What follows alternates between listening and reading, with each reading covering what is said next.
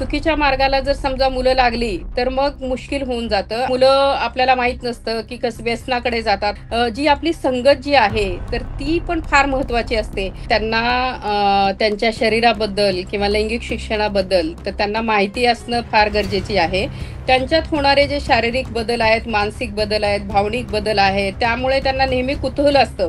हे ह्यांचं जे वय असतं, तर ह्या वयामध्ये त्यांनी चांगला अभ्यास करणं, आपले शारीरिक व्यायाम करणं किंवा आपले खेळ जोपासणं, चांगली छंद जोपासणं, वाचन करणं, तर ह्या सगळ्या गोष्टी अतिशय महत्त्वाच्या असतात जीवनाच्या जडणघडणीसाठी.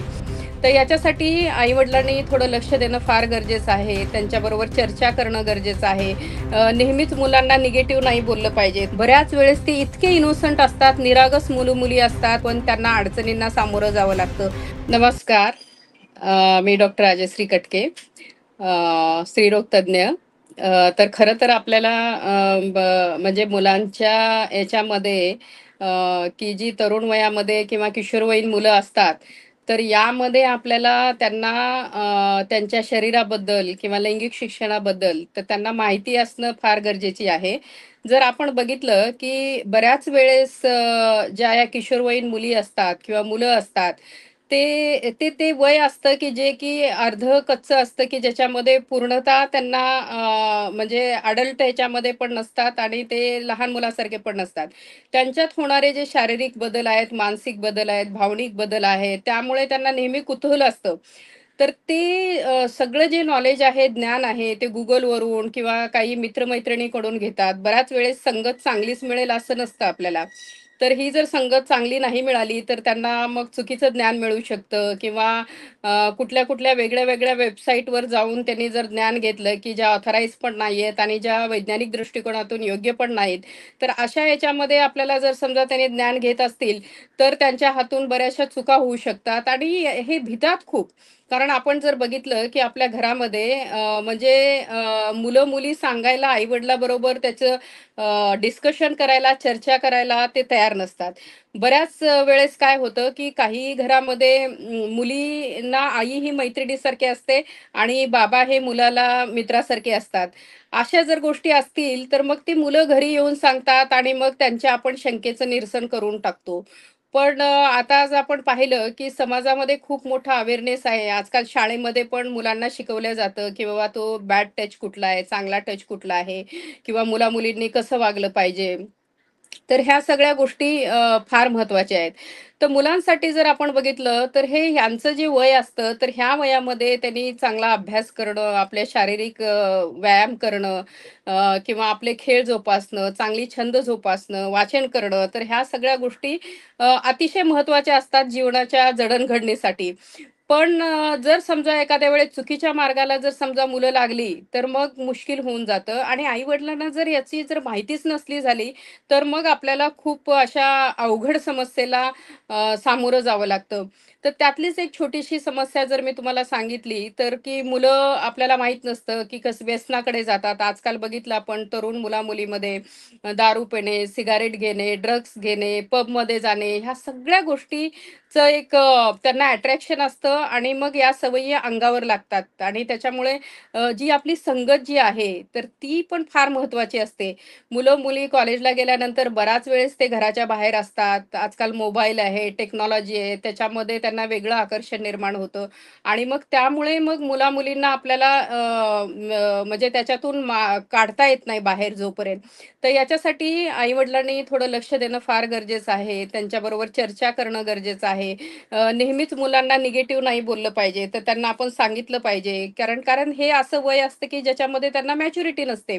आणि ह्या मॅच्युरिटीमध्ये जर आपण त्यांना निगेटिव्ह नकारार्थ बोलायला लागलो, तर मग ती मुलं हाताच्या बाहेर जातात आणि मग इमोशनली कुणावर तरी डिपेंडंट होतात आणि मग त्याच्यात धोका निर्माण होऊ शकतो. दुसरी महत्त्वाची गोष्ट बऱ्याच मुली किशोरवयीन मुलींना मात्रत्व येतं लग्नाच्या अगोदर. त्यांना माहितीही नसतं, की कशी प्रेग्नन्सी होते किंवा गर्भधारणा होते आणि कुठेतरी त्यांच्याकडून चुका होतात आणि मग त्या सगळ्या त्यांना भोगाव्या लागतात आणि याच्यातून काही मुली नैराश्याकडे जातात, काही आत्महत्येला प्रवृत्त होतात. तर तसं केलं नाही पाहिजे. चूक झाली मान्य आहे, पण चूक जरी झाली, तरी आपण त्याच्यावर पर्याय असतात. त्याच्यावरती आपण त्याच्यावर मार्ग काढू शकतो. वैज्ञानिक दृष्टिकोनातून आज बघितलं, तर आपण बऱ्याच मुलींना आम्ही असं म्हणजे त्यांना त्या चांगल्या पद्धतीने त्या म्हणजे ते त्या संकटातून ते बाहेर पडू शकतात आणि त्यांचं जीवन चांगलं होऊ शकतं. हे सांगताना मला आणखीन एक सांगायचं आहे, की अ, असुरक्षित संबंध आहेत, ते कधीही नाही केले पाहिजे. डिरोजचा वापर केला पाहिजे जर करायचंच असेल तर. आणि आजकाल बघितलं, की कल खूप झालेला आहे.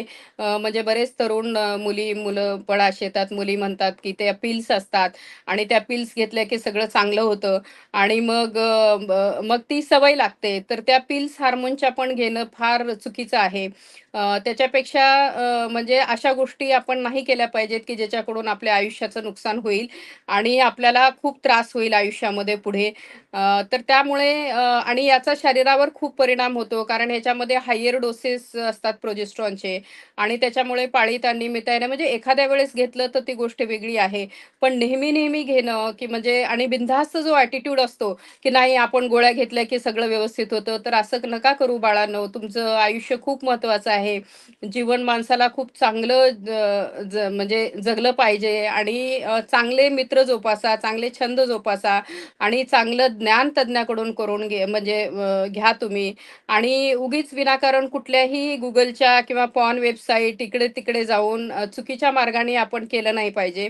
असं मला वाटतं आणि व्यसनाच्या बाबतीत जर आपण बघितलं, तर व्यसन हे कधीच चांगलं नाहीये, की जर समजा दारूचे दुष्परिणाम किंवा तुमच्या आयुष्यामध्ये जर समजा तुम्हाला सिगारेटचं झालं किंवा तंबाखू खाणं, ड्रग्स घेणं, तर आपल्याला कळत नाही. सुरुवातीला ते खूप चांगलं युफोरिक वाटतं आणि मग त्याच्यानंतर त्याच्या सवयी जडल्या, की मग माणूस त्याच्या आधारी जातो. म्हणजे शारीरिकदृष्ट्या, मानसिकदृष्ट्या, भावनिकदृष्ट्या त्याच्या आधारी जाऊन तो कमकुवत होतो आणि ह्या सगळ्या कमकुवतीमुळे आपल्या आयुष्याला फार मोठं नुकसान होतं आणि मग जेव्हा कळतं, तेव्हा आपल्याला त्याच्यामधून मार्ग निघत नाहीत. त्याच्यामुळे अशा संगती करू नका, अशी व्यसनं करू नका. तेवढाच वेळ तुमची शक्ती, तुमची एनर्जी ही पॉझिटिव्ह थिंकिंगमध्ये घाला. तुमचं करियर करण्यामध्ये घाला. बॉडी बिल्डिंग करून टाका तुमची. तुमच्या चांगले छंद जोपासा. म्हणजे तुम्हाला त्याचा निश्चित फायदा होईल. आता हे झालं आपण करू नये. पण जर समजा कधी आपल्याकडून चुकून चूक झाली, तर याचा अर्थ असा नाहीये, की पटकन नैराश्यात गेलं पाहिजे किंवा काही झालं पाहिजे. तर ह्या सवयी दूर करण्यासाठी तुम्हाला काउन्सिलिंग करून घेणं, सल्ले करून घेणं किंवा त्याच्यावर काही औषधं असतील तर डॉक्टरांच्या सल्ल्याने आपण घेतले पाहिजेत. ते फार महत्त्वाचे आहेत.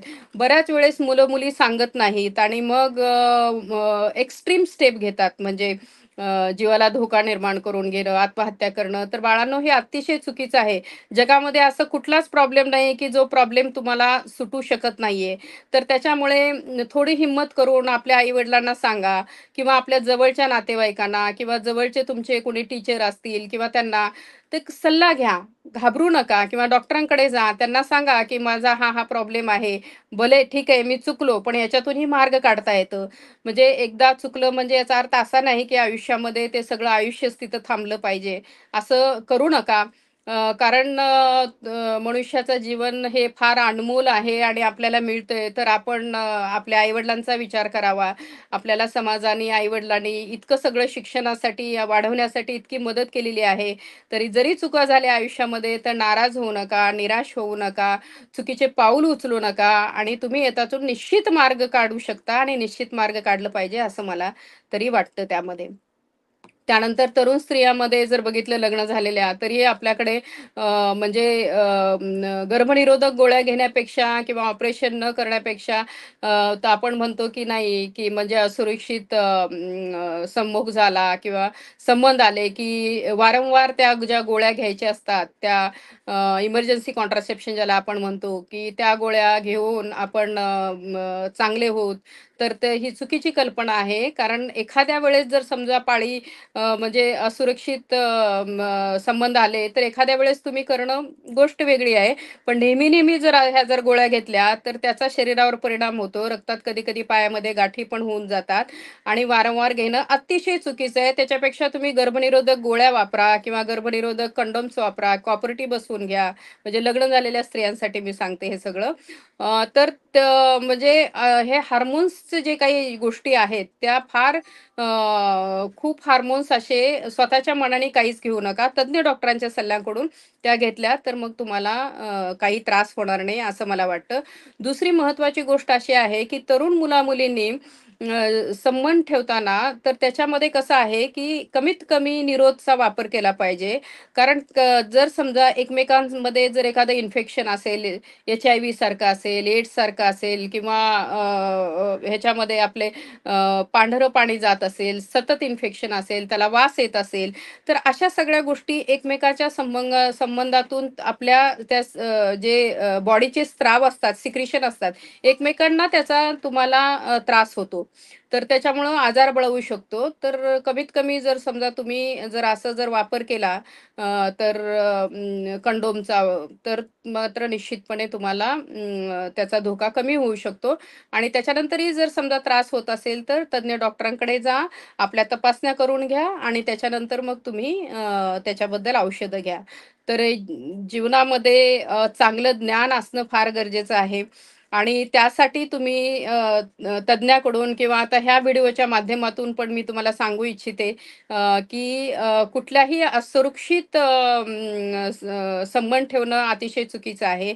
खूप जणांबरोबर पण संबंध ठेवणं ते पण चुकीचं आहे किंवा एखाद्याकडल्या कोणाला इन्फेक्शन असेल तर त्याची आपण ट्रीटमेंट जरूर घ्यावी.